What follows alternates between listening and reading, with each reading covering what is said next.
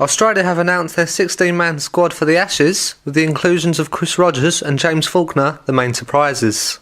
Here is the squad then. Michael Clarke captains the side in his first Ashes series as skipper, and he is joined by 6 other batsmen with Ed Cowan, Philip Hughes, Usman Khawaja, Shane Watson and Chris Rogers all making the cut. The new vice-captain Brad Haddin has regained his place as the side's #1 gloveman, whilst Matthew Wade also earns a place on the trip. Nathan Lyon is the only spinner in the squad, as the selectors have overlooked Steve O'Keefe and Ashton Agar. Fast bowlers Peter Siddle, James Pattinson and Jackson Bird are all included, whilst Ryan Harris returns from injury. Tasmanian fast bowler James Faulkner also earns his first Test call-up.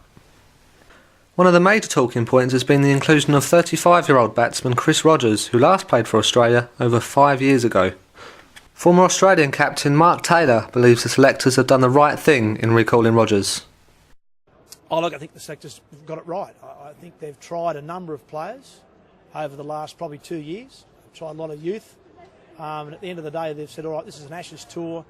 We've got to pick the side that we believe is the best side for that tour. And I think they've done that. They've brought back in a 35-year-old Chris Rogers, but obviously the runs he's made in England have counted for something. And they've said, all right, we believe he's a chance of playing Test cricket again, giving that batting order a bit of experience. So I'm not against that, and I think they've done the right thing by picking the side they believe is the best to try and win the Ashes back. Well, despite playing just once for Australia, Rogers has an excellent first-class career, scoring almost 20,000 runs as an average of 50 with 58 hundreds.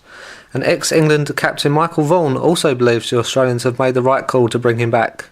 I think for what they've got, and they're not at the minute in depth with lots of batting talent. So I look at the batting that they've picked today. I think the selection of Chris Rogers is a really good one. He's got 9,000 first-class runs in English conditions for all the different counties that he's played for. Captain the Middlesex at the minute, he's had a good start. So I think, even though he's 35, I think he's quite a sensible choice that they've made there. Well, despite concerns over Australia's batting, the fast bowling department looks much stronger and could pose a serious threat to England's batsmen this summer.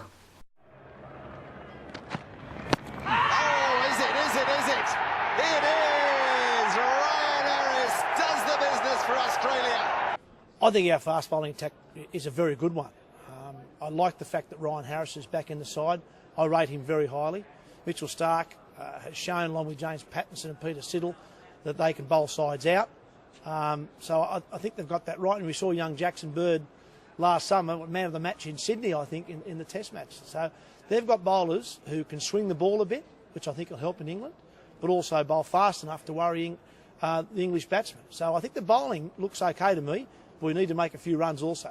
No, there won't be another, because Peter Siddle has knocked him over. The bowling looks strong. I've said for a while that the Australian bowling is really their main strength. You look at Harris, I think, is a wonderful seam bowler. I think Pattinson's an exciting young quick. Siddle and Starc, again, very active, very in-your-face kind of bowlers. Faulkner's a real interesting choice. We've seen him for Rajasthan, and he's done well in the IPL. But for the last 3 years in the Sheffield Shield for Tasmania, he's been very consistent, not only with the ball, but with the bat. He's helped the Tasmanian Tigers win the Shield this year.